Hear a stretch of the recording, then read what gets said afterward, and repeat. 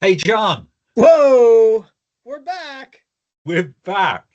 Nick, we've got to get a new intro. We got our Con Conrecki intro there with our Lake Yeah, and I Shed was. stuff. I know we're the St- Lake and Shed twins, but I think I think we've got to get a new. So we're opening up for suggestions here. oh, that would be Any- great. Anybody have any great film ideas for the John and Nick show introduction? We'll be happy to do our best. Yeah, Please, clothing is not optional. Clothing is a definite thing here. Anyway, that it, uh, I'm looking forward to those suggestions. My wife's the filmmaker. Incidentally, speaking of my wife, um, you can go to marygranger.com and see what she does.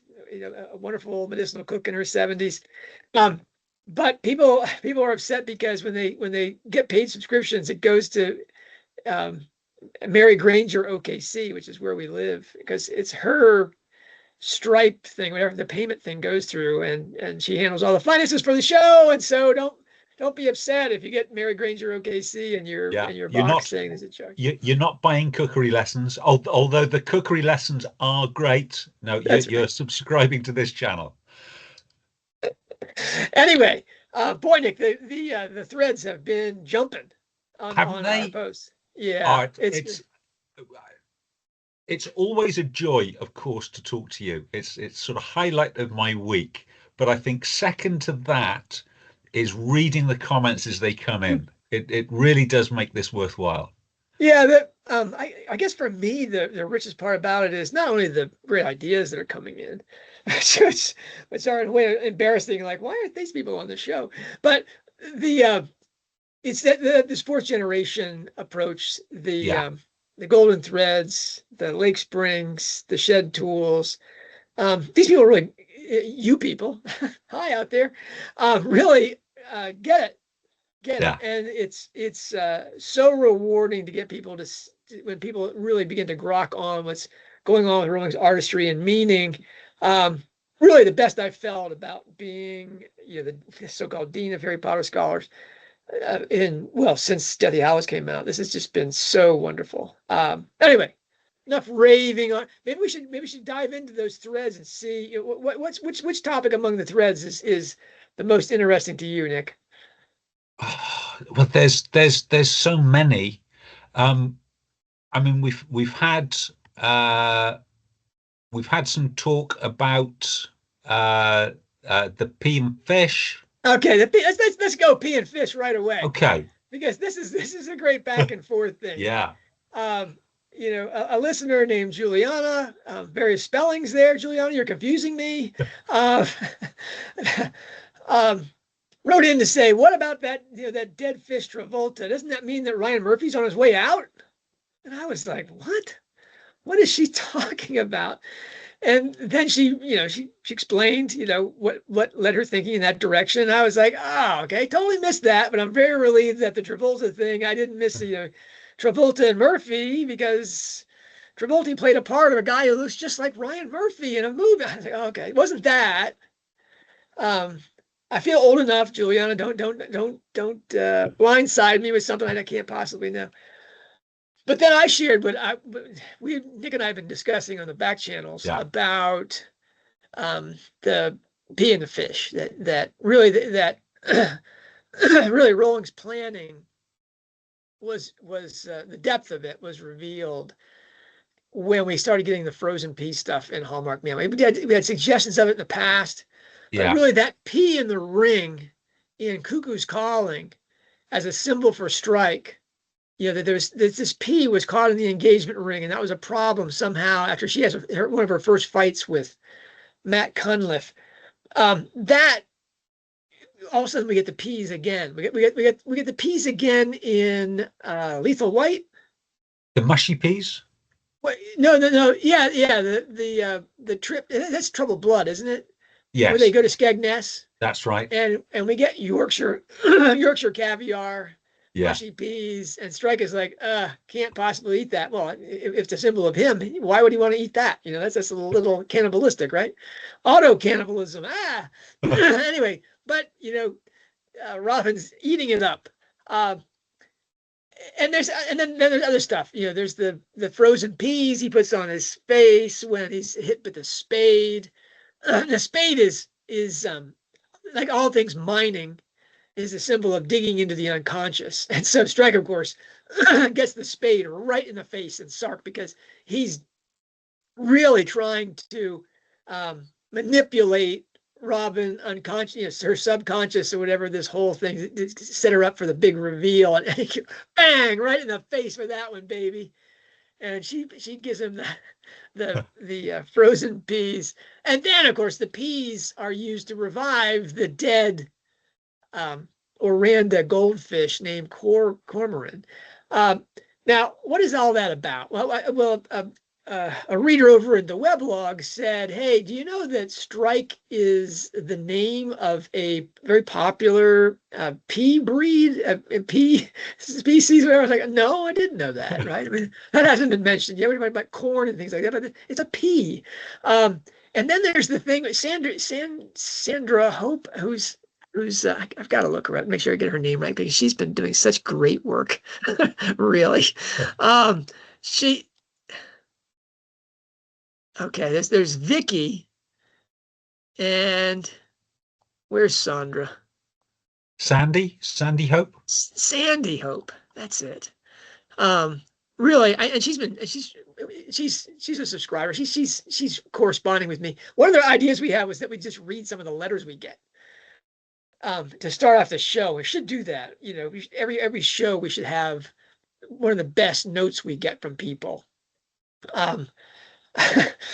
Because that's also something which is spectacular is I send stuff out to the paid subscribers and they write back with these long notes that are brilliant. And I share them with Nick and we say, "Oh, what are we going to do with this?" Anyway, Vicky writes in and says,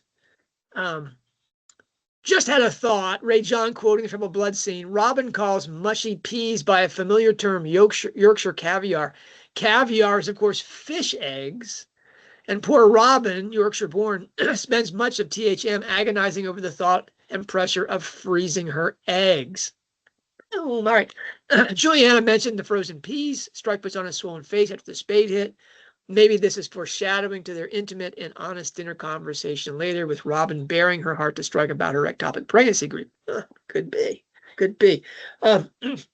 Really, the whole Oranda fish thing is a great example of one of my favorite Rowling tools we never talk about, Nick, and that's Mise on Abyme, which is sort of the story within the story, the scene inside the scene.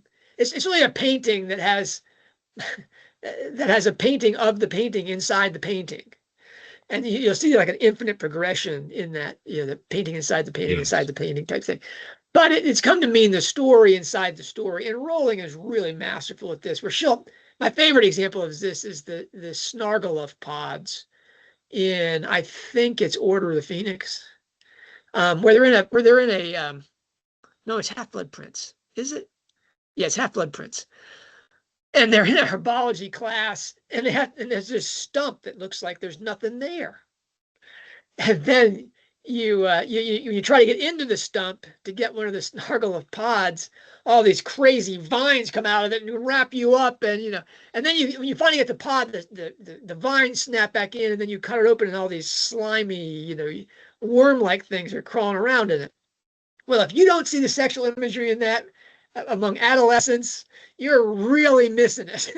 And that is in the backdrop to everything going on inside Half-Blood Prince. There's this tension, especially between Hermione and Ron, and and Harry and Ginny and everything. But that snargle of things is absolutely silent background material that gives you that coloration of what's going on inside the story, and that's Rowling's mise en scène little trick.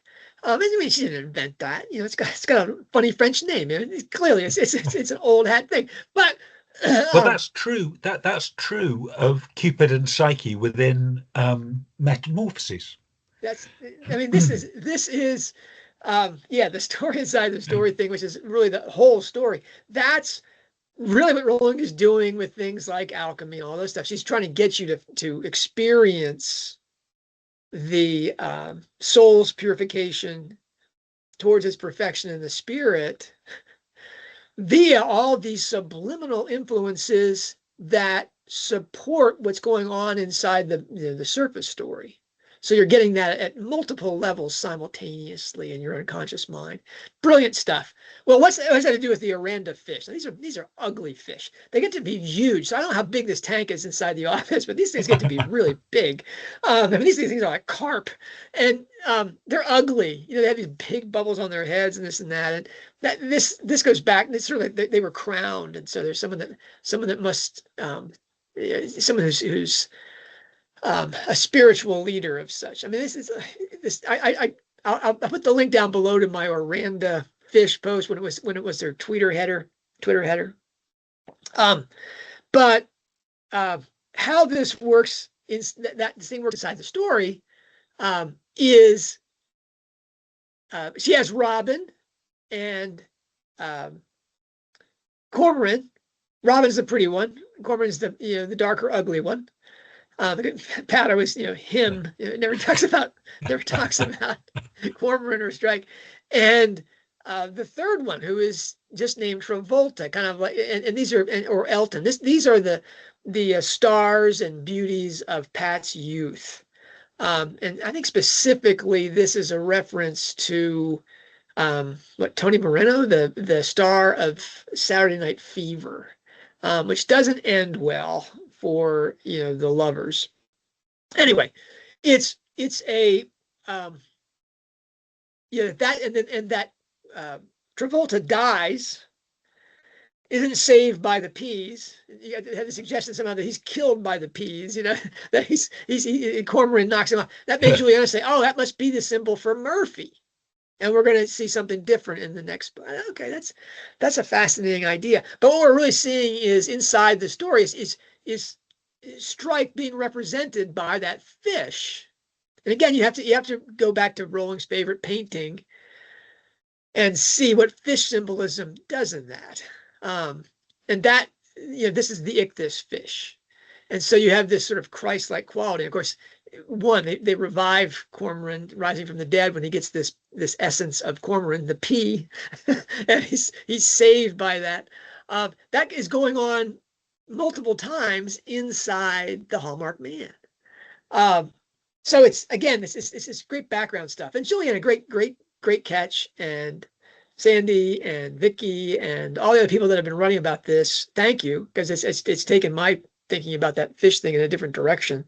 But it's that's the kind of artistry and meaning we're dealing with inside this story. Now, when people hate this book or are disappointed with this book, Nick, it's not because there's not enough stuff at the allegorical and anagogical level. It's because the surface story doesn't quite work.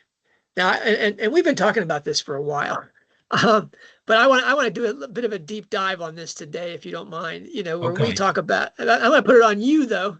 Okay. Okay. I mean, we've been saying the mystery of Hallmarked Man is disappointing because, among other reasons, it seems that Strike and Robin, not to mention the Metropolitan Police, who are always stupid, going all the way back to Sherlock Holmes, always a stupid Met guy in there, that they should have figured out that there was something wrong with the crates. And with William Wright, the very first time they watched that Ramsey Silver surveillance footage. Bad camera, I know, but there's just some things they should have gotten. If you compare Strike's examination of that footage in chapter 20 with Robin, they sit down for the first time and do that. And their final look in chapter 113, when he figures out what happened, and they both do the, what information that he's gained over 90 chapters helps him to figure out what he and everyone else missed before. Okay, I'm not gonna blame Cormoran, and I'm not gonna blame the Metropolitan Police, because I think there's three individuals. So it's Robin? It's Robin's fault? No, there are three individuals who really messed up on that first examination of the videotape. The Metropolitan Police, they were led by an inspector who basically knew what he wanted to find. So he was proving that the body was the underworld and had absolutely nothing to do with the Freemasons. So he wasn't that interested in finding extra evidence. There's Cormoran, who I think uniquely wasn't that interested in the case. So this is the only time he's ever taken a case for ulterior reasons. So he's taken this case to basically manipulate Robin's relationship with Murphy. Most glaringly, he refuses to examine the possibility that Decima's partner is dead. Won't spend any time in investigating that possibility, because that's not what the client is paying him to do. Well, this is completely at odds with what he told in Lethal White to Izzy Chizzy. Yeah. So he told Izzy Chisel, Izzy just wanted Strike to investigate her stepmother being a murderer, and Strike said, no, the client does not dictate to me what I investigate. The investigation will take me to the truth, whether the client likes it or not. Well, he's not investigating with those morals, and you see it not just taking the case, but all the way through. So this road trip was not in pursuit of advancing the case. The road trip was in pursuit of advancing his relationship with Robin, for which he's charging the client. So he's not investigating this case properly. So there are reasons for Cormoran spotting it and the Metropolitan Police not spotting this the problem with the CCTV, which leaves John us. Why didn't we spot it? So those of you before you go, I'm gonna push back a little bit on this. Okay. Because the Masonic Metropolitan Police officer was right. The whole Mason thing was totally misdirection. Yes. So, I mean, but how is that a mistake? He makes a different mistake. But go on. I mean, I want to hear some more of this. But he's not the reason why he got the identification of the body wrong is because basically he stopped identifying when he had that result. Okay. Those of you who've gone back and reread will probably have already done that, because when I got to the end of the book and I thought, why didn't I spot that? I assumed that Rowling did as most mystery writers would do. The description of the first time we see the CCTV would be subtly different to the second time. So actually the key bit isn't in focus, maybe slightly out of focus, but we couldn't have spotted it. But no, she played it absolutely straight. If you go back and you reread that initial description of the CCTV, it's all there. So we get the 3 big boxes.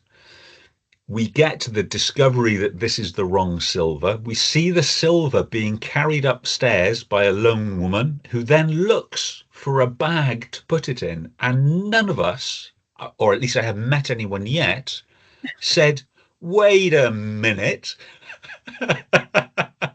She's carrying that out on her own in a bag, and it took 2 hefty blokes to carry it down the stairs. This doesn't add up.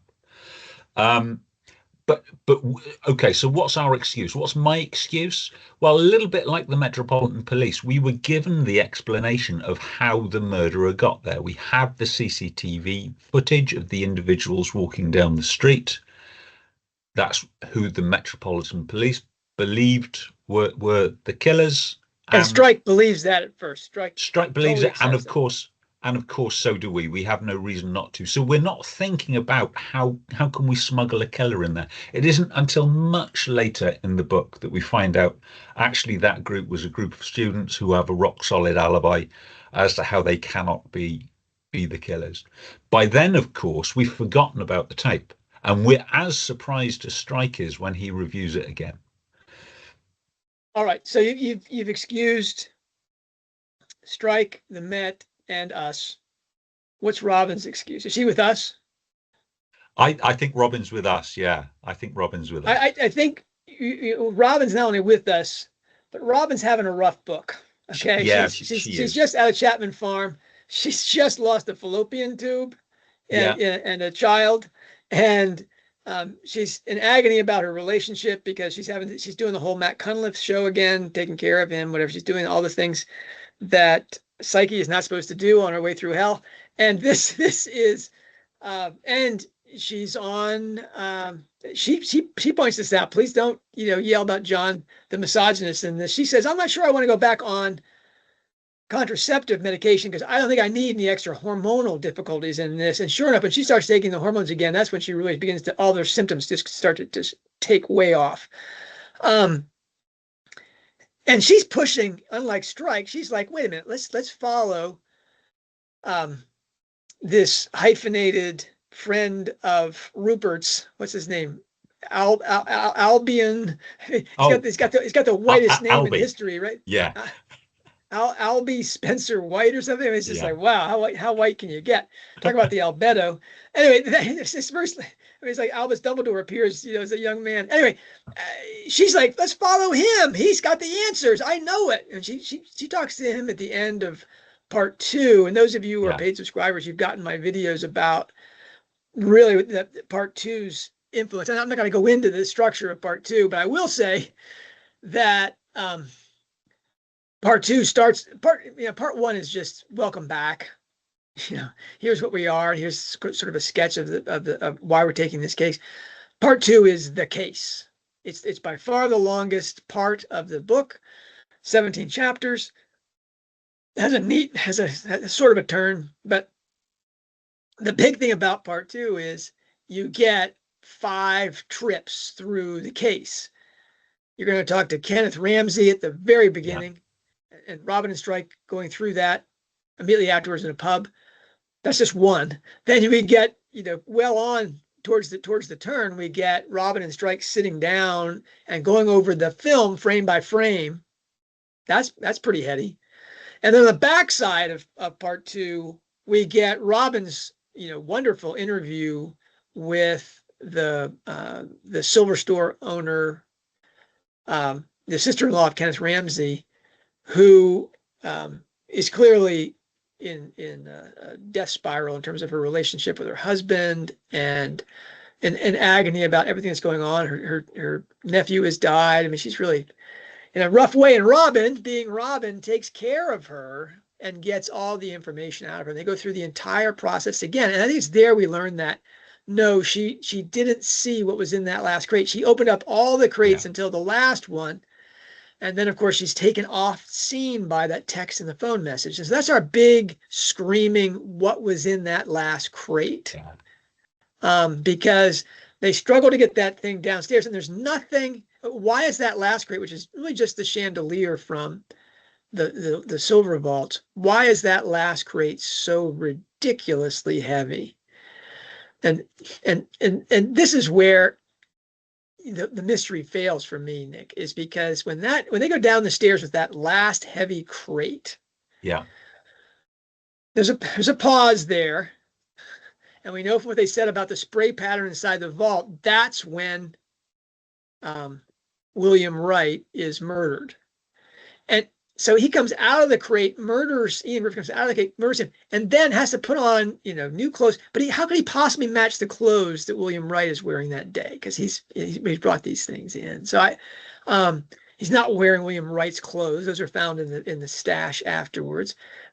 He can't possibly match the clothes. So I don't care how bad that film is. The clothes are different. But the biggest one, Nick, is he's 6+ inches shorter than the guy. I think even if the CCTV was so bad you couldn't make out the clothes, the size is difficult to hide. Nick, how tall are you? Do you mind sharing that information here? So I'm 6'3". Okay, and your friend in Oklahoma is 5'4". I'm rolling size. You tower. There's a picture of me at my PhD graduation where it looks like you're taking me for a walk. It looks like you're sat down in a chair in front of me. That's And it's a great, it's Mutt and Jeff type thing. I love that. It's a fun thing. I'm glad that I try to stand as tall in this picture as I possibly can, so I don't look like this short guy. But anyway, I'm again, Rowling and I. The joke is I don't see eye to eye with Rowling except when we're at a party and she's in flats, because she's wearing heels. She's above me. Now that I'm a small guy. Well, small guys, we spend our life with our head up like this, and a particular angle of our neck is what normal is. So we don't really think of ourselves as short necessarily, because everybody's at the same angle. And so I'm looking at them eye to eye when I'm looking up. When I lower my head to look somebody in the eye, I think, wow, this guy's pretty short. And when I lower my head, I think, oh my goodness, is this guy park in the handicap space? How short can this guy be? Now this guy, Ian Griffith, supposedly is 5 feet tall. Nick, 5'4" is 2 or 3 inches below the global normal for men, with a lot of Asian people in there to drive that thing down, because in the United States it's like 5'10". But that being 5'4" means I'm aware of height. Believe me, Nick, nobody doesn't notice a 6-inch difference in height. It's just enormous. Yeah. I'd have been in the Olympics if I was, 6 inches taller. I have a heart that's the size of my lungs, so I could have, been that guy. But anyway, that's just, to a short person, that's just like how, and knowing the author is a short person. Yeah. Who wears 3 to 4 inch heels when she's around rugby players, so she doesn't look like, I don't know why. She still looks tiny. So I remember that photograph of her stood next to Doddy Weir, and you're thinking these are 2 different species. And you can tell she's aware of it. She's sort of like, yeah. Oh, gosh, these guys are enormous. So that's where the thing fails to me. It's just like, come on. And nobody ever mentions how short this guy is. That college student that, the Swedes or whatever, that, I think they're Germans, that he takes pictures of her as well as her roommate. And never do they say, Klein Bischen, this guy's a little guy. No, that's a fail. I'm sorry. That's the footage. They should have said, wow, this guy's a lot shorter and he's wearing different clothes than the guy who went downstairs. Anyway, we didn't see the footage. Nobody comments on that. No. But that's an editor's mistake. Or again, it's, I talked about this, the art of the mystery story, that there's really the formula for the closed room mystery. Yeah. The locked door mystery. And I know, Nick, there's not a locked door here. I can feel you biting that back, but Rowling has said it's her version of a locked door mystery. And in the genre, that means you can make it as ridiculous as possible, so long as you get an explanation of how it was done. I don't see how, especially after we get the 4 students, whatever, on the street thing explained, I don't see how they don't go back and say, wow, that last crate is really, really heavy. And the guy coming up is wearing different clothes and is a midget. I mean, I'm sorry, it's just can't be the same guy. That's how it happened. So that's a fail. Yeah. I mean, I'm sorry if that bores you all out there. I just want to just nail that down, that the surface story doesn't work. Now, we've talked about, the 3 things we know for sure. Yeah, the first one is people are going to roll their eyeballs about that one forever. But the more important things are that we're set up for the next 2 books. Yes. And there couldn't be a better book to promote the 4th generation thesis, the 4th generation thesis, because this book is, all of its importance is at the allegorical and anagogical level, because the surface level is so disappointing. Okay, well, let's talk about themes then. So at the big marketing push for this book, it was all silver. So we had that Twitter header of the beautiful Neff. People around the world found out what a Neff was. That's true. We had the trip to Sark, where she purchased this beautiful silver necklace with the Sark flag on it and the two lions. At the same trip, she talked about Maid of the Silver Sea. So we've got a lot of silver references. Now, silver at the moment is very valuable and it's getting more valuable, and Whoa. so is gold. Um, a lot of the silver we get, I guess, comes from the New World. I mean, the Murdoch silver in the book came from his mines in Victorian mines in Peru. Now, I know you've done a bit of research into silver and its place in Western society, its place and importance. So, could you tell us a little more about that? Well, Nick, you have come to the man to talk to you about silver. I mean, you have found your source. Now, those of you who've gone to my Wikipedia page, you know that I was not born John Granger. Of course, I wasn't born with any name, but the first name that I was given was Alan Granger. And as of course, as a student of chemistry, you know, I took advanced placement chemistry when I was actually into chemistry. What metal, Nick, would I have been fascinated by with the name Alan Granger? Well, so with the initials AG, which I think is the Latin argentum. That's it. That's it. Yeah, silver, periodic table of the elements symbol is AG, and so I always thought that was just so neat that my my initials were silver.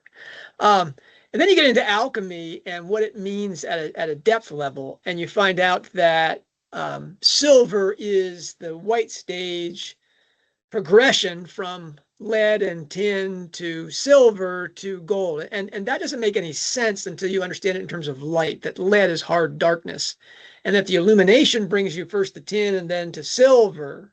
That's the end of the white stage, is the silver thing. And then it becomes gold, which is solid light.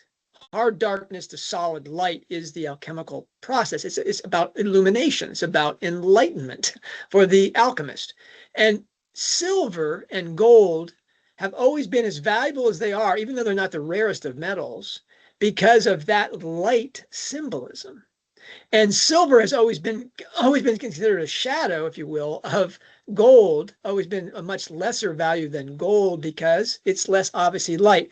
The astrological equivalents of this are the sun and the moon. The sun is the light, and the moon is the reflection of that light most clearly. So that, but it's still dark out when the moon's just reflecting that light. So it's a lesser light and it's a reflection of that light. So silver is less valuable than that. Now, historically, and this all comes from I just learned this a couple weeks ago. There's a wonderful Substack called Uncharted Territories by a man named Thomas Pieo. Forgive me if I'm mispronouncing his name, but if you go to Uncharted Territories in Substack, it's really a fascinating thing. Now, this guy is he and I, Nick, you and I are in absolute agreement, and you and I sync on all of our opinions compared to me and Thomas Pieo. I mean, this guy is out there, in terms of his stuff. I mean, he's big mask, lockdown, COVID apologist. I mean, but his thing is showing how geography is destiny in terms of political spheres, history, all of those things. And he wrote a post just a couple of weeks ago about how silver changed the world, and how silver flooded the world, subtitle, and how that replaced feudalism and the church with capitalism and nation states. Now, this again, this is not only in Europe but in China as well. And it comes in Europe. It comes down to the Great Bullion Famine, as he calls it. So, what Thomas calls the Great Bullion Famine, consequent to the Black Death in the mid 14th century, it kills between a quarter and half of the population. Now, what happens then is there's a huge drop consequent to that in the production of silver. Now, this is not only because of the Black Death and the lack of miners, but it's because the mines in Europe were running out of gold and silver. The veins were being drained. And also at the same time, what silver mines there are in the Balkans and points west have been taken over by the Muslims. The Ottoman horde has taken over these mines. So wow, we're without the metals we need to create coinage, and so the coinage is being debased and chipped, and there's marvelous illustrations of this how silver flooded the world, because when the new world is discovered, all of a sudden we get a flood of bullion, silver and gold, mostly silver though, comes into the United States, and comes into Europe as such, and that creates the currency, really the fluid of capitalism, so that trade can go on. We're not just bartering things. All right. So there was a nickname for King Henry VIII of Old Copper-Nose because silver was so scarce at that time that they were actually making their silver pennies out of copper with a thin layer of silver on the top. And when you wore the king's head away, you'd see a little copper nose. That's great. That's great. And technology plays a part in here, because the reason they couldn't dig any more silver, this is true of all mining, is that the deeper you go with mines, the more likely they are to flood. And once a mine floods, if you haven't got the technology to pump it out, you can't mine anymore. Well, the technology of pumping also comes in at this point. Now, again, read the article to find out how this is happening. But A.H. Murdoch's silver that he gets from Peru becomes the Freemasons, who are occultists, basically. They're esoteric Christians or esoteric ecumenists or whatever. They make their materials out of silver. All these emblems and badges and such, they're nefs. They make those things out of silver because of silver's alchemical meaning, this illumination. So, Rowling has taken a fascinating piece of history, of occult lore, and really psychological significance, because you go through these stages on your way to illumination and your perfection in the spirit. So for the albedo stage, and this is Robin's albedo stage. I mean, she's the one going through the nightmare here. She's the psyche going through hell. She has these experiences with these religious groups. The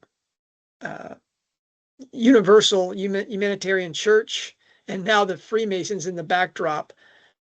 Those are not traditional groups, but they do have spiritual content inside their, fraternities or cult-like activities. That's the backdrop Rowling uses for that representation, and it's wonderfully profound. And again, the silver hammering there is so rich. Really one of the best things that Rowling has done, I think. All right. Whew. Let me look back and see what my question is for you, Nick. Okay. Incidentally, that's why there's a silver vaults complex in London, is because the British Empire becomes the British Empire largely in the wake of the bullion flood into Europe, and the Brits take their share of silver, and so they have this Gringotts vault complex in London, which is really hilarious, right? I mean, it clearly is the model for Gringotts. That woman voted. Nobody has ever stolen anything from the silver vaults. It's like, oh wow, where have I heard that before, right? And it's down below the ground. You can imagine not the trolls, but not the dwarves. The goblins. The goblins, that's anyway. That was a lot of fun. One of those goblins is called Oliver Vander, which I think is just marvelous. Yeah. Yeah, I think we finally. I don't know if that was in Steve Vander Ark's book or whatever, but that Yeah. clearly was Rowling's model for the Silver Balls. We don't know if Oliver Vander was named that after No. Rowling's book because there's some confusion there, or whether that was the model for Ollivanders. I like to think that it was the model, but all right. But now for the big reveal. This is something that only you can get at Hogwarts Professor Substack is the genius of Nick Jeffery Oh, digging crumbs. into Welsh books here. All right. So Nick and I All have right. talked about. No, no, You're no, gonna go on, interrupt. go on, go on. All right. Okay. Oh, Nick, when I went to Wales to pick up my degree and to meet this giant of a man, I Welshman no less, met me at the airport with a leak. He didn't. Anyway, this this, this apparently I brought a book fascination with me, and it was a Welsh book, so I was really excited about talking to a yeah. Welshman, though he was actually an Englishman living in Wales, anyway, or a Cornishman or a Canadian. Nick, you're really the United Nations here. Anyway, this or the Commonwealth at least. You're the Commonwealth, hero. Anyway, I wanted to share with him this new book series that I was reading. It's not a new book series. It was quite dated at the time, but it's by an author named Harry Bingham, and he has a character, the Welsh Sherlock Holmes, Fiona Griffiths. Yeah. And I don't know, I was over the moon about this book series, and I wanted to talk to him about it because it had all these Welsh things inside of it that I didn't understand. So it was kind of the backdrop to our conversation throughout that visit. But I now, was reluctant at first, so I'm still quite early on in my reading literature for pleasure and profit journey. Um, I'd my literary heroine is Jane Austen's Emma Woodhouse, who who creates these wonderful lists of all that is best in literature and fully intends to read them. Well, I constructed my list largely using John Granger's book, Harry Potter's Bookshelf, and Beatrice Grove's Literary Illusion in Harry Potter, because I'd fallen in love with Rowling. Now I wanted to fall in love with the rest of English literature, and I had these wonderful lists of books, and I got to meet one of my two heroes, John himself, in person, picking him up from an airport, and all he was doing was talking about this Harry Bingham. He hadn't won any prizes, people weren't fating him in the street. It's just more detective fiction. Well, John is fairly persistent, and eventually it occurred to me, look, John has recommended at least half of my book list, and I'm enjoying the book list. I ought to give this guy a chance, and boy, did I. So this is my recommendation to all of you out there in Substack and YouTube land. listen to Read, John. Listen to John. listen, listen to John, and listen to me. Harry Bingham, his Fiona Griffiths series is wonderful. It's very well plotted. It's extremely readable. There's a lot of depth to it. And in terms of authenticity, he talks about my home area, which is mid South Wales, sort of between Cardiff and West Wales. He knows the area well. I know the area extremely well. He put one of his witnesses in my hometown of Llantwit Major, for which I bless him. Not a lot happens in Llantwit Major. But wonderful book. It has a conceit. The hero, Fiona Griffiths, is mentally unwell, and that's a huge. I'm not going to spoil it for anyone, but that's a huge plot point. So it had that sort of thematic link with the Cormoran Strike series, but there were a couple of things. I'm going to interrupt here, Nick. Yeah. The reason we haven't talked about this is there hasn't been a real, just in your face reference in the book, just like, but here in Hallmarked Yes. Man, we get Ian Griffiths. Yes. Now, if you're mean, Nick, you can say that's John Granger in disguise. He's a really short guy. His first name is John. His last name begins with GR, with a sort of a Christian symbol there. I get it.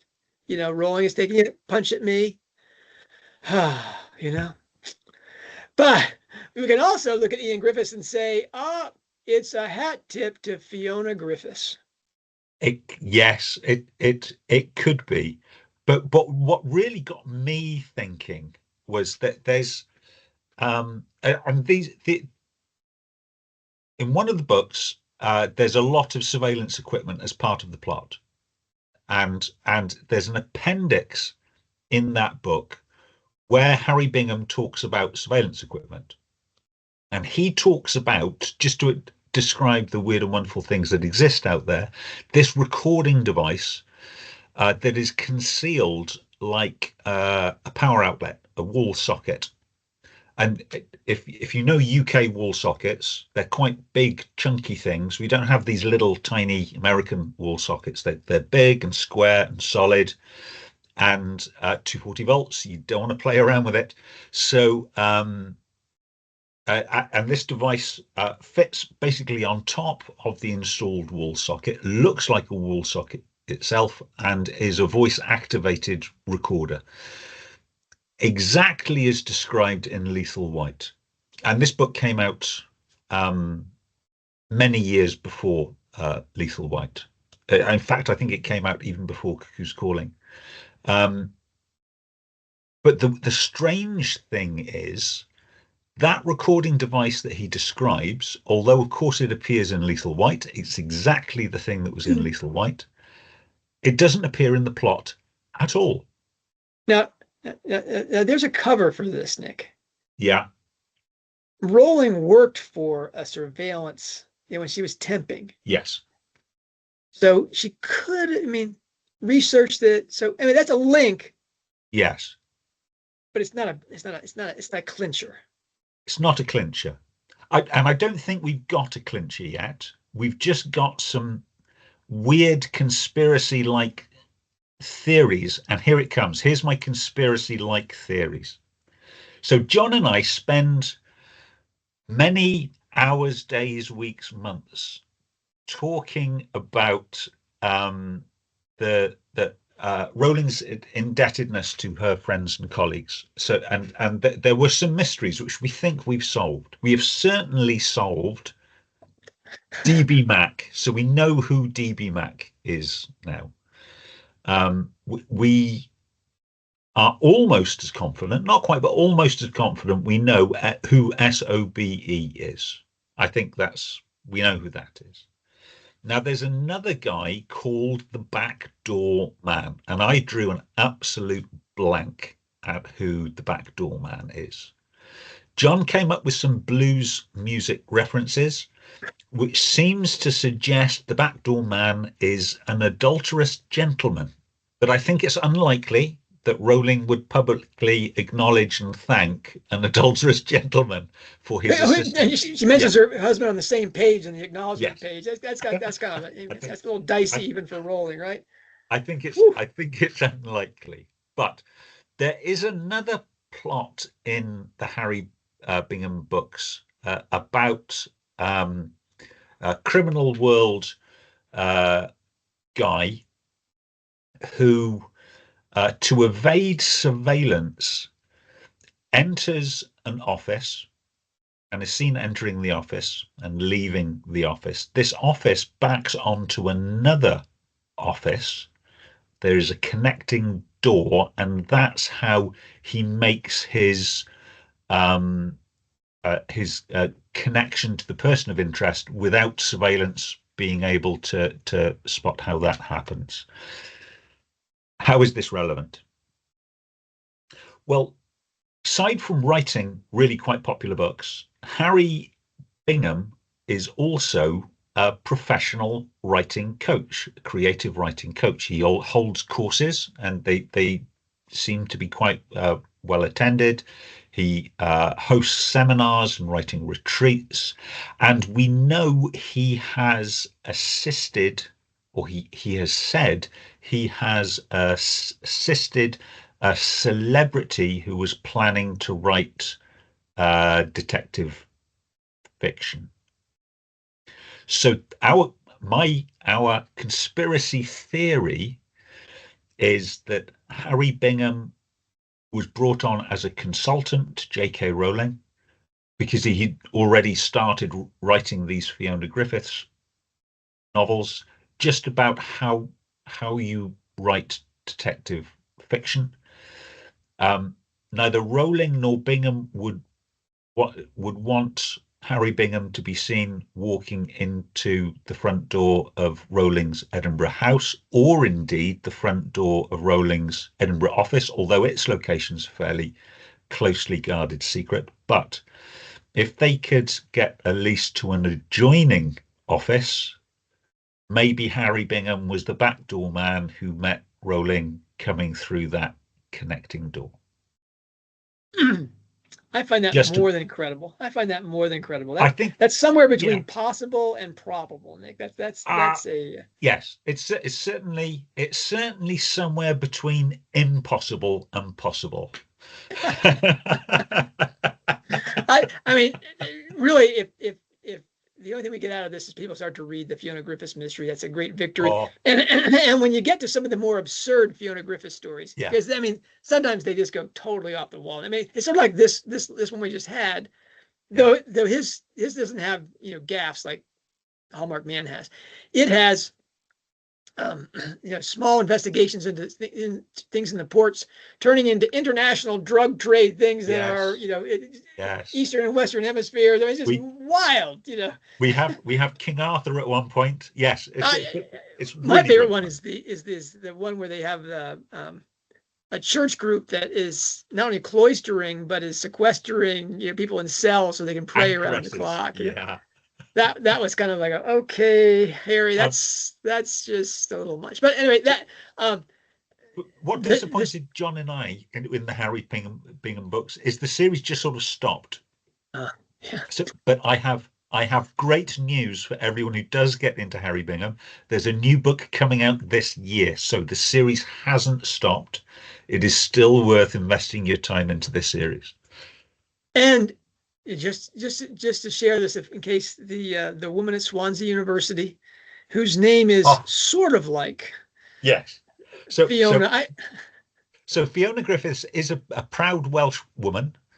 She has some of the Welsh language, but the way her first name is spelt and pronounced is English. It is Fiona. There is a Welsh version of that name that is spelt slightly differently, so that the F sound in Welsh, you need two Fs together. If there's only one F, it's a V sound, and it does not end on a vowel. So the Welsh name is Fion. A lovely. Can you say moron? Moron says we met a lovely Fion in Swansea. Yeah. Well, how many times did I call her Fiona, Nick? A few. Anyway, she was very polite. Yeah, God bless her. All right. I'm gonna do some more UK stuff here. We just gone through Wales and stuff like that. Nick, there's there's inside jokes here that Americans don't get, and so you're my man on the scene there. There's things like Gateshead. Okay. There's things like pit ponies. Okay. And there's council flats. And I was like, okay, I'm bouncing that one to Nick. All right. It's vocabulary time. So we spoke about these yesterday, and I have a correction for John yesterday. So Gateshead is a town in the north, very far north. We would call people in that area Geordies. They have a very particular northeast accent. You're talking about England's north, because it's obviously well south of Scotland, right? I mean, but this is about as far north in England as you can get before you start being in Scotland. So it's really very far north.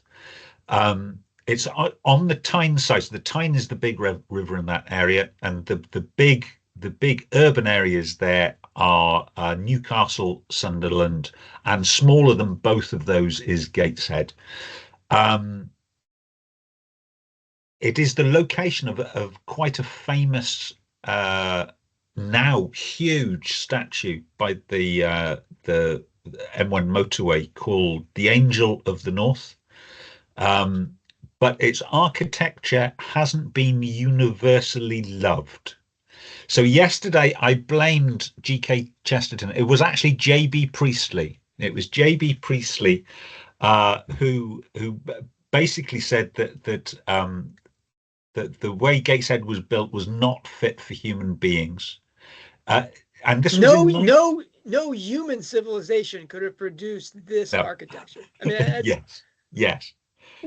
So it's post-industrial. At that time in Gateshead, there was a lot of building in the new modern material of concrete, and I think more famous is John Betjeman's poem about Slough for many of the same reasons. So only a few years later, 1937, just a few years before a world war, Slough was being redeveloped, and John Betjeman says, "Come, friendly bombs, and fall on Slough. It isn't fit for humans now. There isn't grass to feed a cow." I Yes. mean, how that couldn't have aged well during the Blitz, right? I mean, that's gross. No, well, but I think it was funny enough that even people from Slough were quite proud of it. Um, So why do they choose the name Gateshead, which is really a reference so to so Capricorn, so right? It's goat's head, but what is that? Yeah, so it derives. I mean, when I say ancient times, I mean ancient times. So it has a mention in Bede's ecclesiastical history of Britain, where we can tease out the derivation of it. In Latin, it was the goat's head. So it's just evolved from goat's head to Gate's head. Um, it's not an immediately comic location. Possibly the accent is seen by the rest of the UK as being comic. It is definitely a regional accent, and it's an unusually thick regional accent. My feeling is if you're running a London detective agency, it is so far distant from London while still being England. It's unlikely to be the real location of an investigation. So it would be a good code word because Strike is not really going to be asking Rowling to go up to Gateshead. I hope you meant Robin. Robin, yes. All right. So what Okay. about Pit Pony? So pit pony. So pit pony is a pony used in mining. Um, in that brief period between it being unacceptable to use small children to haul carts underground and steam power being able to do it much cheaper, ponies were used in mines where the adit is the connecting tunnel that connects the above ground to the mineral rich seams, where the adit is shallow enough for a pony to traverse. Not true in the Cornish tin mines. The adits in the Cornish tin mines, because hard rock or almost all straight down, so you got to the mine faces via ladders. But of course, that by then, when the Cornish mines were getting fairly deep, the Industrial Revolution was at full swing, and everything was brought up, both water and minerals using steam. So pit ponies were bred for the job. They were small, hardy, and stocky. We have the remnants of the herds still existing. So we have the Welsh mountain pony, we have the Exmoor pony, uh, Dartmoor ponies. These are the kinds of ponies that were used for this commercial role, and they, in its heyday, there were worth thousands of them. Now this is where as an American reader, we have Kiara Porter having this conversation with Valentine Lancaster, and she says, "Oh, is this PP pointing at Robin?" Now that Yes, means that Lancaster has been talking with everyone about Robin and Charlotte and Cormoran. I mean, this has become a thing where Kiara Porter is obviously, she has an interest in Cormoran because of her liaison with her in Cuckoo's Calling, but yeah, that he's referring to her as a nickname in Charlotte's suicide note. I mean, this is an yes, amazing little reference there. And Lancaster really comes after Robin with the PP thing. Now, PP to Americans is playground slang for penis. And you see that in Piers Polkiss and Peter Pettigrew. His name also has, that resonance. But that, I was just clueless. What is a pit pony? Now, I come from Pennsylvania. Yeah. And I live in Oklahoma. These are mining states. Believe it or not, Oklahoma, not only for oil and gas, but originally was mining. Mickey Mantle comes from here, and his father was a tin miner. Now um, I've never heard of a pit pony. Now maybe there were, but you look up pit pony in Wikipedia, you find there are tens of thousands of them in the United Kingdom. Yeah. This was a real thing. And certainly when I was at school, it was still sort of the recognized syllabus history in primary school. We would learn about Roman roads, pit ponies, the Globe Theatre, and the Battle of Waterloo. So sort of key themes running through British history. Pit ponies and Industrial Revolution was certainly one of the common things that we'd find out about at school. That's funny because in the United States now, mining as such is a Rocky Mountain thing. There's still plenty of coal mines in West Virginia and Appalachia, but really most of the coal is coming from South Dakota, North Dakota, and those places. And there's no pit ponies out there, Nick. None of that going on. So we don't talk about that in our history either. No. It's as if America was just burned trees down or something, all their history. But PP is a phallic reference. I don't think for most British people would be what first sprung to mind. Now, when I first heard Chiara say, "Oh, that's PP," then in my head I was thinking Penelope Pitstop, because those wacky races, those cartoons were on almost non-stop in my childhood, and I'm sure Rowling's childhood as well. So. Wow, the American anti-culture has taken over the world, Nick. Penelope Pitstop, unbelievable. All right, I never would have thought of Penelope Pitstop, but I'm delighted that's something that we have in common, Nick. That the elision of the Atlantic Ocean via wacky races. All right, But I brought all this up because of council flats. Right. Okay. Now I get that flats are the UK equivalent of apartments. Yes. And you've told me that flats is because real houses in the UK are at least 2 stories, and so an apartment is just one flat. That's right. And it's like apartments, it's not the whole house, it's just a part of the house. I get it. But what's the council flats thing? Okay. Brief history of social housing in the UK. So the socialist paradise. Exactly. Well, originally, social housing was provided by the employer. So, so if you can imagine in the Industrial Revolution, in the newly formed towns and cities, those rows and rows of back-to-back tenement houses. They were all owned by the factories. Basically, they were owned by the employers. The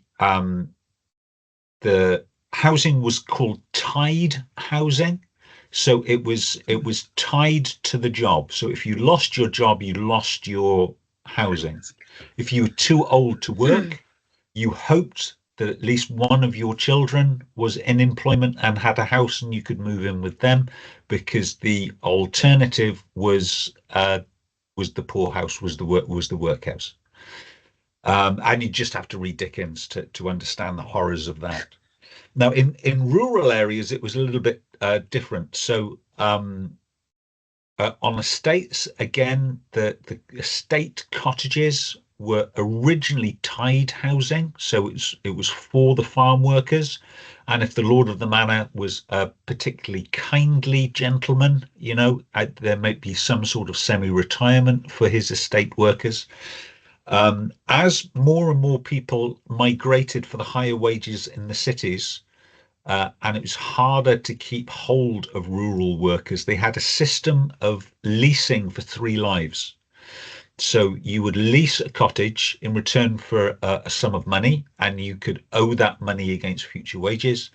But you would lease that cottage for 3 lives, and you got to choose who those 3 people were. They had to be living at the time that the lease was taken, but you could choose 3 lives. At the expiry of the third life, the lease ended, and if there was still a family living there connected to one of those 3 lives, they had to purchase that lease again. So essentially, they had to start that lease over again.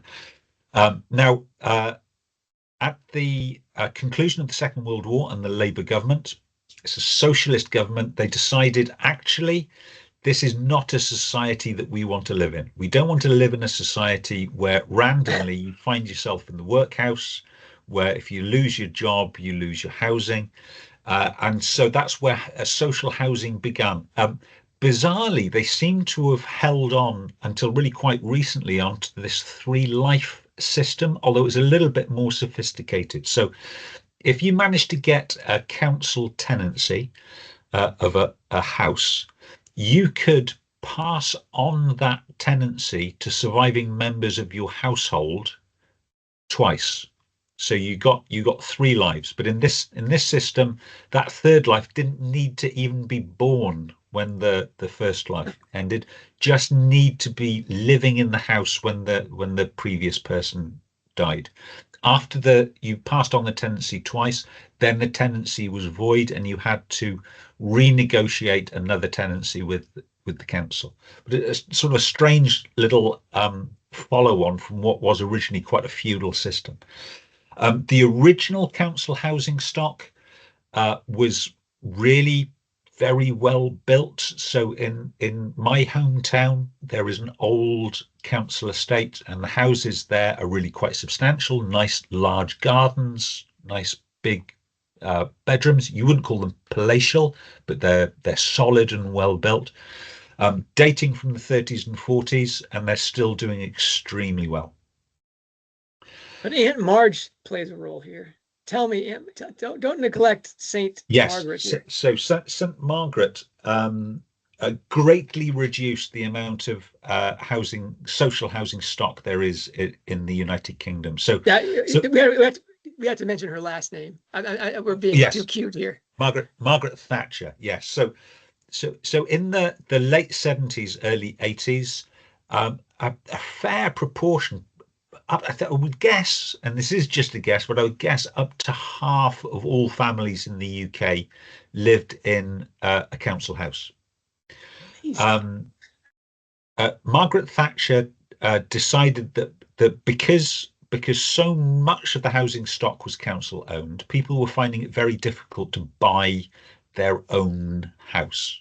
And actually private houses were, because they were in short supply, more expensive maybe than they should have been. So she decided she was going to create a system that allowed council tenants to purchase their own house.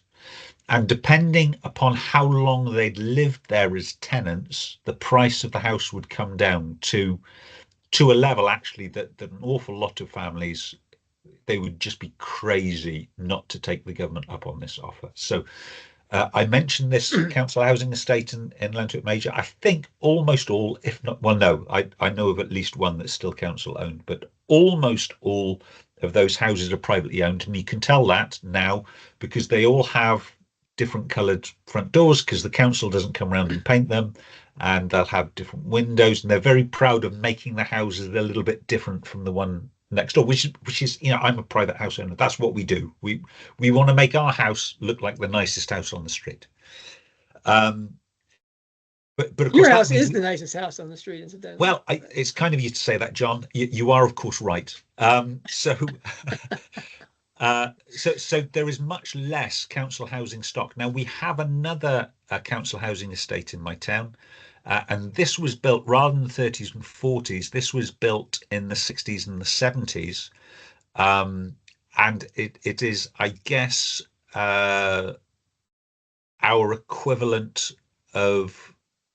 No, it's not fair to compare it to anything like casual vacancy. But it is built of concrete. It's not as well built. They're smaller houses with smaller bedrooms. It doesn't look as nice. Even though they're much newer than the old council stock, They come down comparatively quicker. Very much fewer of these houses were bought by their tenants. And I think it's fairly obvious as to why. If you have a nice house, you want to buy it. If you haven't got a nice house, you're less pushed to do that. Now, we live in a town, so there are a few council flats which are essentially family homes that have been converted, one flat upstairs, one flat downstairs, but they're quite few in number. When Rowling talks of council flats, she really means high-rise flats. Again, built in the 50s and 60s, largely in towns and cities. And these would have the quite small bedrooms, quite small kitchens, quite small living rooms. And that's what we see when Strike and Robin visit Daz, Mandy, and Cliff. Yes. When they're going to Rupert Fleetwood's council flat on St. George Street. That's right. And the Muslim, the beautiful Muslim family upstairs. Now those are the first big breaks in the case. Yes. But in terms of the Lake Spring, this is why you're answering this question, Nick. Rowling famously lived in a council flat for a period of time, and she said it was a glorified bedsit. Again, yes. What is a bedsit? So bedsits are not social housing.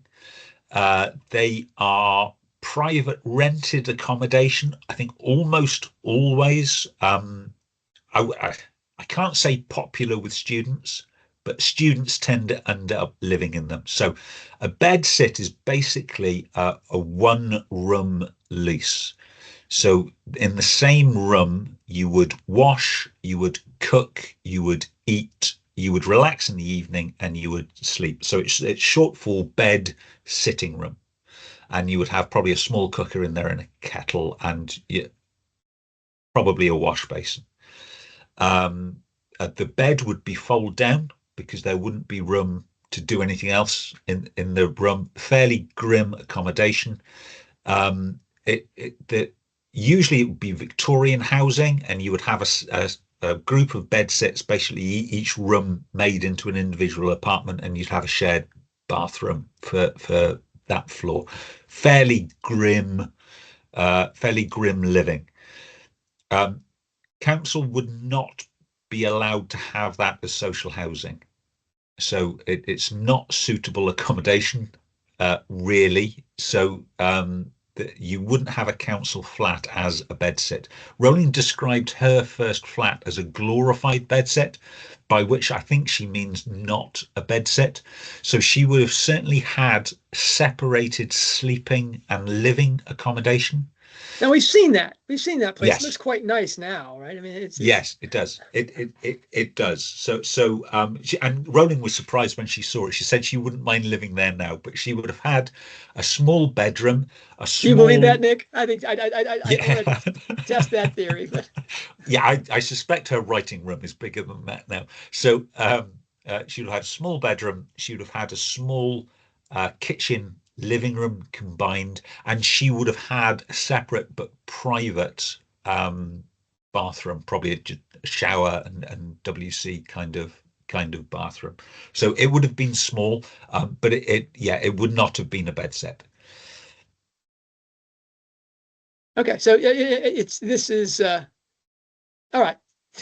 You've helped me with my vocabulary test. Please, all of our listeners, if you're in the U.S. or even Australia, Aurora, how about there? I mean, you guys always talk to me about stuff I don't know. I should know that you know them all out there. Okay, great. But if you've came across some UKism or Britishism, and don't come to me with the questions, bounce those to Nick. Put them in the comments, and Okay, so my question for you, John. So Rowling had a dream.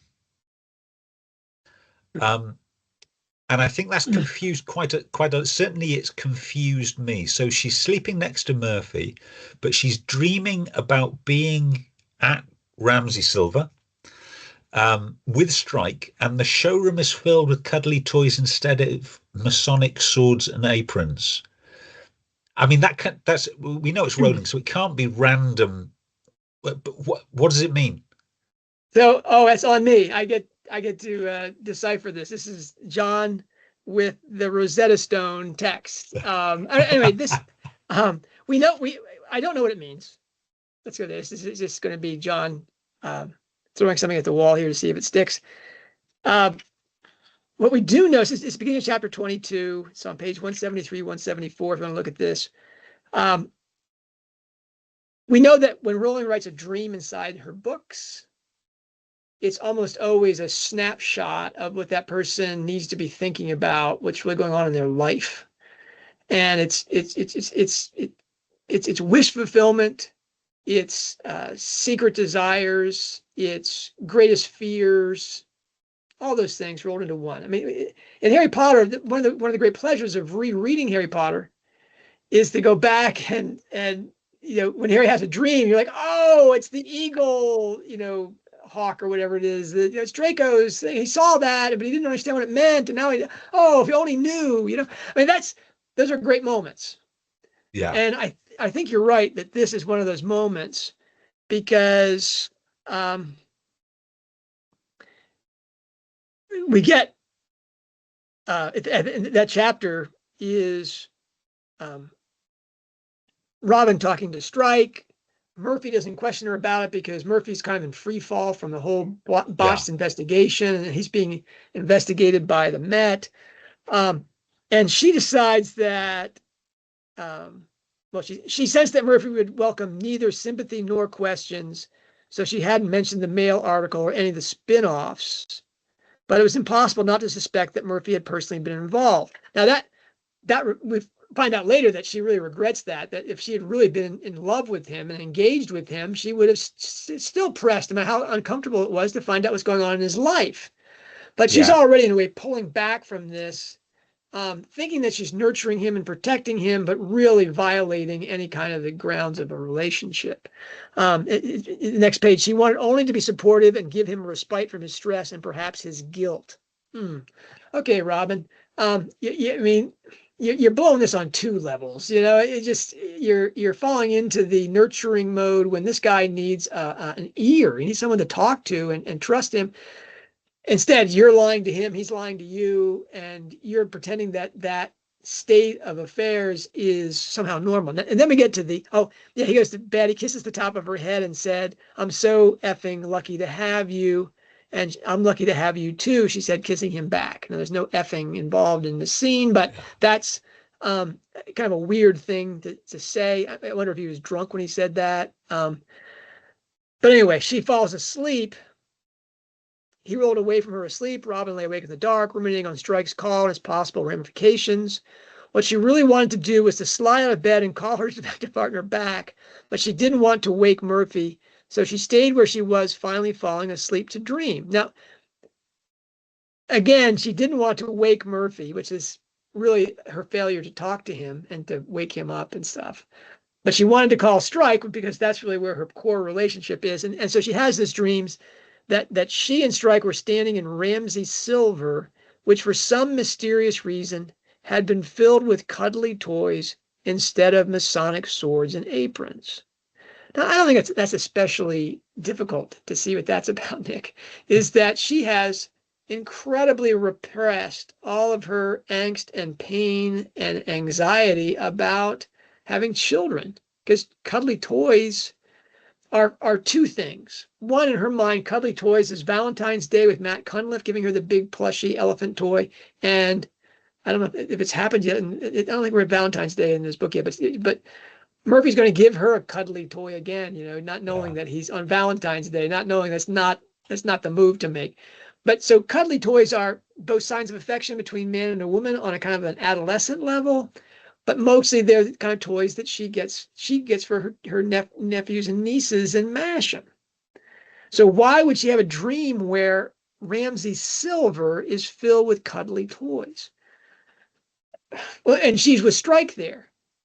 Well, here we have the conflation of Robin's Eros and Teros thing. She's in bed with a man, and that's Eros. He says he's so effing lucky to have her while they're in a position of intimacy. And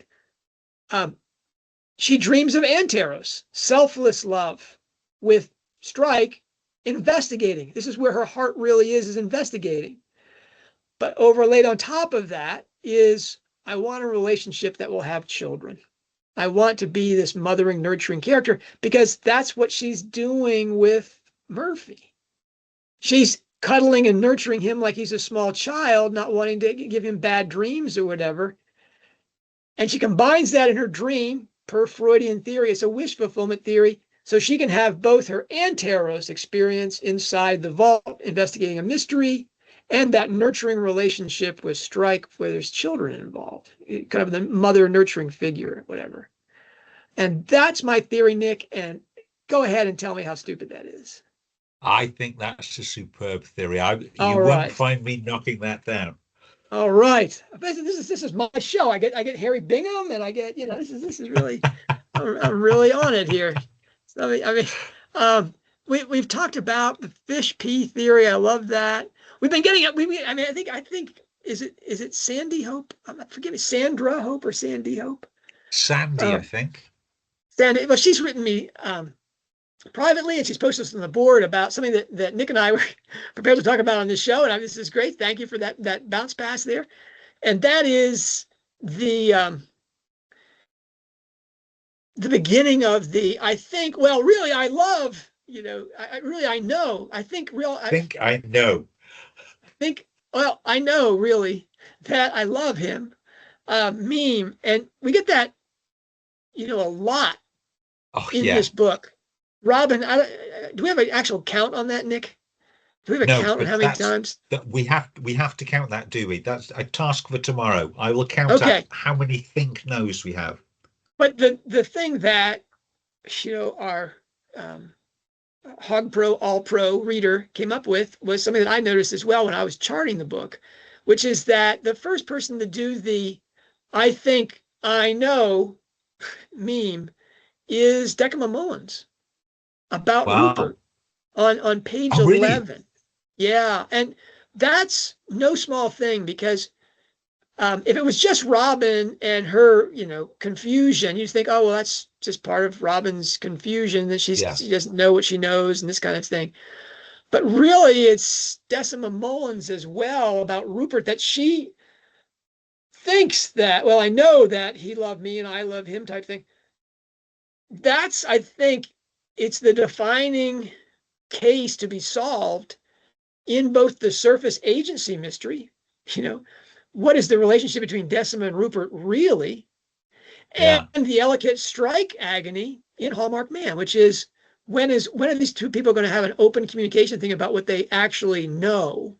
And this gets back to, and this is important because of Rowling's, one of the working titles for my PhD thesis was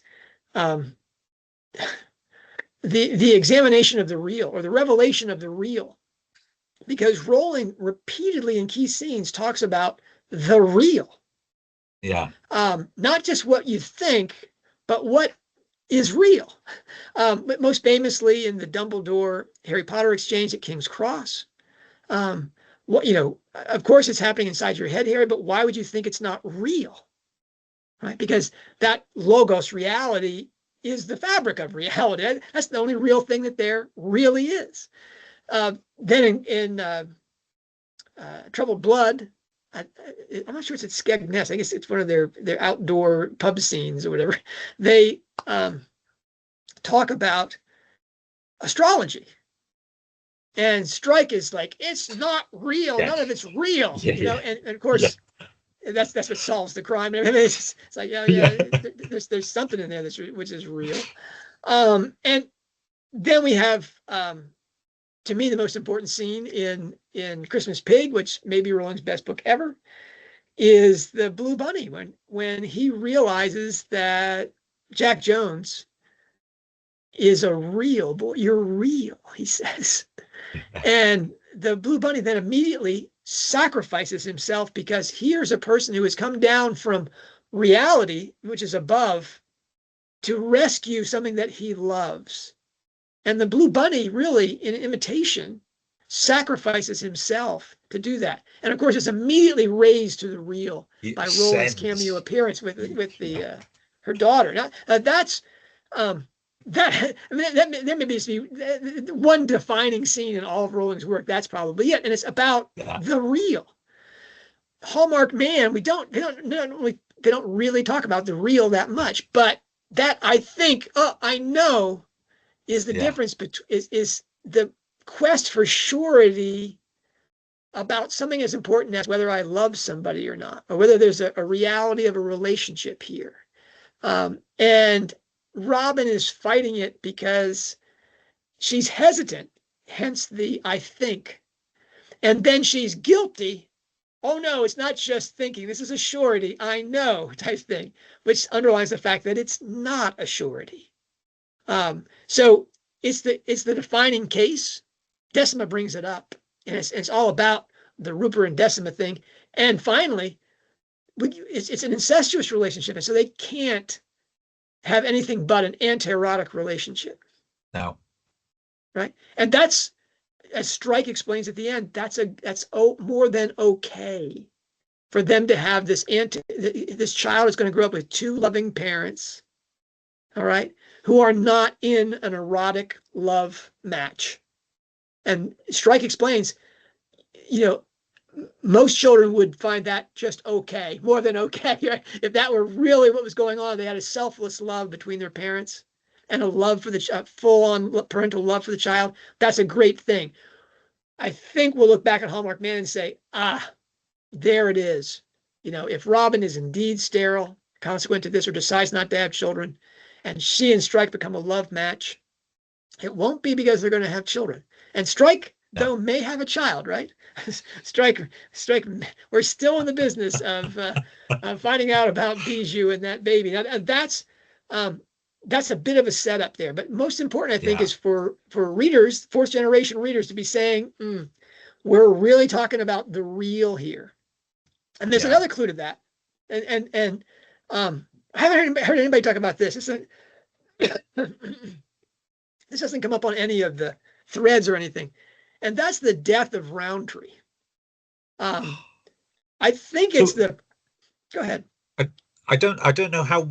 Again, I'm not sure if this is well understood by Americans, but Roundtree is a superb name for the breed of dog. So the breed of dog is a chocolate Labrador, and there are three great Victorian chocolate manufacturers that are still sort of market leaders today in the UK. You have Cadbury's, Fry's, and Roundtree. So Roundtree is a brand of chocolate.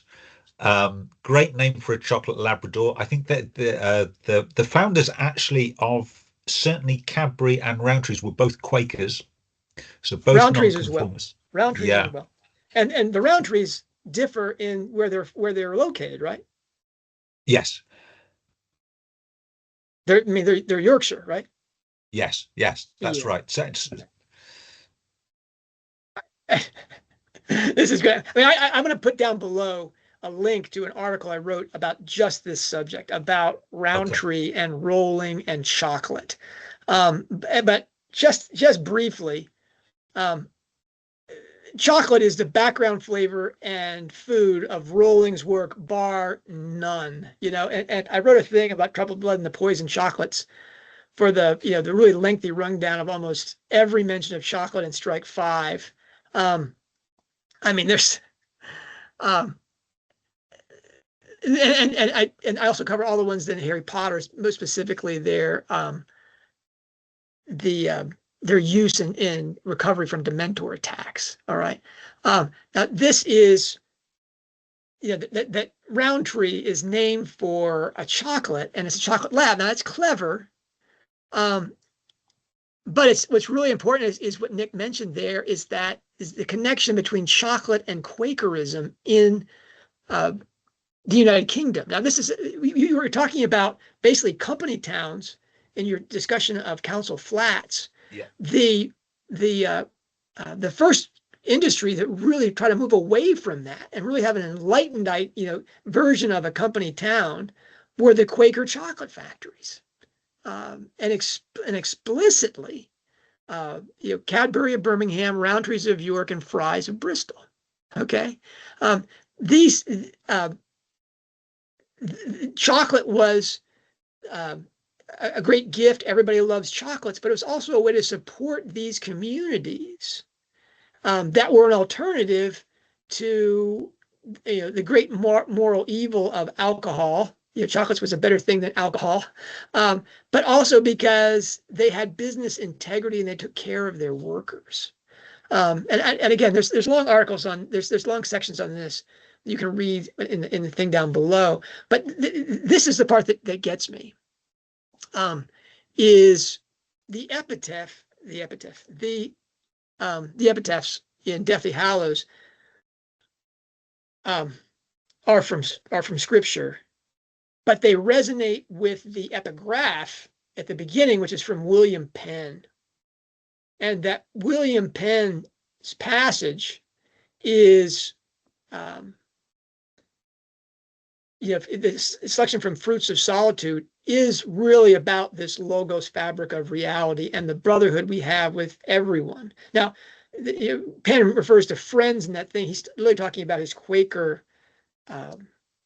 companions as his friends, but they never really go away. They always have this relationship because this logos within them, this they call it the light within them, is their union with God in Christ. And Rowling, by referring to William Penn as a member of, as a citizen of the UK, and really drilling down on the Rowntree thing, the chocolate lab joke, it's Yorkshire, etc. Cute joke, but with Rowling's history with chocolate and its meaning, and her awareness of Quaker history evident and theology evident in her use of that epigraph, which is it cued the entire series according to her after the second book, shows that this is really that Coleridgean or Steckian logos epistemology that is the hallmark of all inkling literature. It's incredibly important. But Nick, Rowntree dies here. Yes. Okay. So it's not the happy moment of No. Rowntree having gas or Rowntree thumping his tail or Rowntree. There's just kind of the background of the family home in Yorkshire. Rowntree dies, and that's an agony. And it takes place at the time that children are being born, and we have almost twins being born, Barnaby and Dirk, which are about as different as you could possibly get, right? Barnaby having a weird coincidental association with death and murder, and Dirk being a knife, but you have the happy family and the unhappy family. And then you have the death of Rowntree, and you have the appearance of a puppy. There's some kind of rebirth there in the Masham family after that. All right, so that's a work in progress, but really the marker of Rowntree's death means that the Masham Ellicotts are about to go through a huge transition. That there's going to be crisis after crisis. But she calls first with the death of Rowntree, and then we get the agonizing birth of Martin's child, and his agony with his what's her name again, Nick? It's a meaningful name. Carmen. Carmen. That's Carmen. Right. Carmen. We know it's going to be an agonizing scene when Carmen names her son Dirk. Yes, not a shrinking violet. Anyway, so that again goes to circle this about again. Maybe we're doing our own little ring composition here, Nick. That's back to the Mise on Abyme of the story, is that we get Rowntree's death and then the new puppy. At the same time that the Ellicotts are going through this wild transition that sends Martin down to save Robin's life. Because if Martin's not there on Robin's doorstep, end of story. Right? Yeah. I mean, that's going to be a whole different thing. And so it's really providential. All that plays out, almost Ghost of Rowntree, maybe. All All right. Whew. Nick, what else have we got through all of our questions today? I think we've done very well. We've gone all through them. But as we've been talking, people are still writing on that Substack, asking us further questions. So this is like the labors of Sisyphus, but a much more pleasurable activity. Yeah, and I should say that the reason we're doing Q&A right now is because the paid subscribers and I are going through the book's structure, and so we're not doing the weekly segment on a shed tool, or, with some lake spring highlighting and golden thread backdrop. We're at the point now where the shed tools you have to do a lot more work, and I'm working simultaneously on the alchemy. I'm really trying to get the king and queen aspects of alchemy down.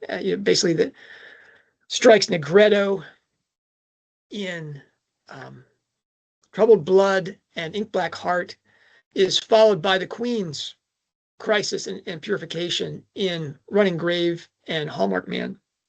And we're finally going to see the sort of the chrysalis of the two of them rising up in the alembic together as the soul's unification with the spirit. I think that's definitely going to happen in the with the old crone psychologists coming in for the Rebetto to really lay out. And she's going to be the hammer that gets Robin to understand the boundaries that she needs with Strike, or the boundaries that she needs in her life, so that she can pursue her vocation and still have the fullness of life as a woman. So very exciting. Hallmarked Man, again, big setup for Strikes 9 and 10, and a book that is really rich in all the tools and the springs and threads that we talk about here on the Fourth Generation Workshop. To really a little bit back to the beginning, I couldn't be more excited about this, Nick. I mean, seriously, the two of us, it's been fun. The two of us, we've been doing this every Saturday morning for, I don't know how many years, but a couple of years now. And we always thought, wow, we should record these things. And now to have people from all over the world joining in that conversation and showing that we're not just, two loons on a rock somewhere, having a conversation. We're not saying we're not two loons on a rock, but we're not just two loons on a rock. Yeah. Look, there go a flock of loons. They're coming to stay with us. If you've ever taken a long walk with Nick along the Sound that separates him from what is that? Is that just Southern England on the side there? It is. That's Somerset. We can see Exmoor and the Quantocks. We can see where Coleridge spent all his my time. connection there. Yeah. Seriously, my next trip, I don't know if I have to swim across that Sound or what, but I want to knock on that guy's door. I spoke to my sailing friend on the weekend because I'd never heard of anybody swimming across the Bristol Channel from our point, and he said no, it's never been done. Do you know this is the second fastest tidal race in the world? Yeah. That really is amazing, because channel swimmers are notoriously insane. I know, and people cross the English Channel. I mean, almost all the time, and it's much further. They do back and forth, and it is much further. But apparently the tidal race is so swift, it's almost impossible. And he's never heard of anyone doing it from our point on the coast.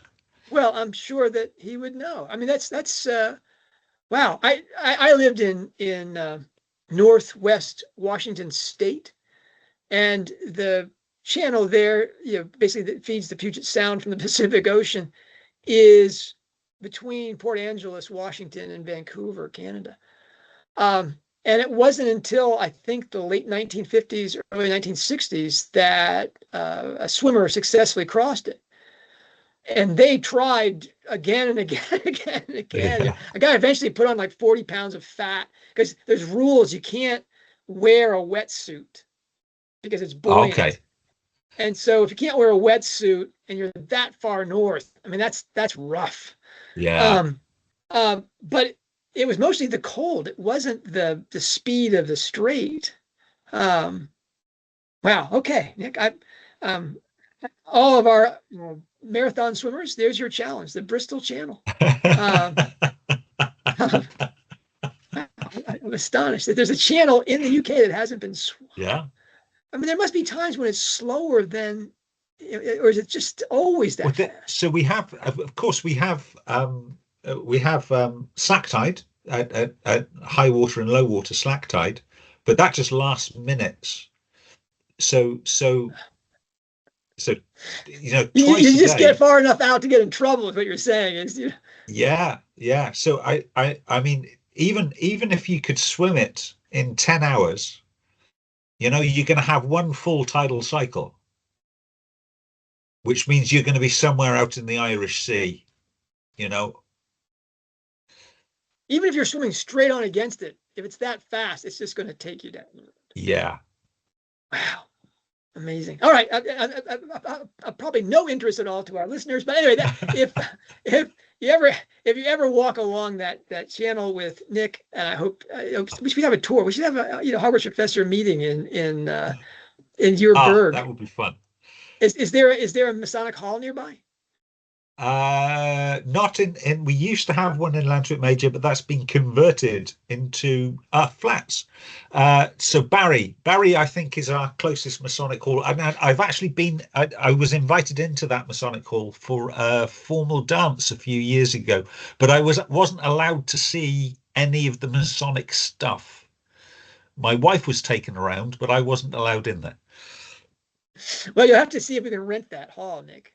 Yeah. And especially it being, how do you spell Bari? Is it Bari? Barry in English, and you are spot on for the Welsh spelling. Barri. Well, it's because of Saint Nicholas of Myra and Lycia. His relics are in Bari, Italy. And I don't doubt, Nick, that England, being the seafaring nation that it once was, that it was because of their devotion to St. Nicholas that they named that town Bari. Anyway, I can't wait. Could well be.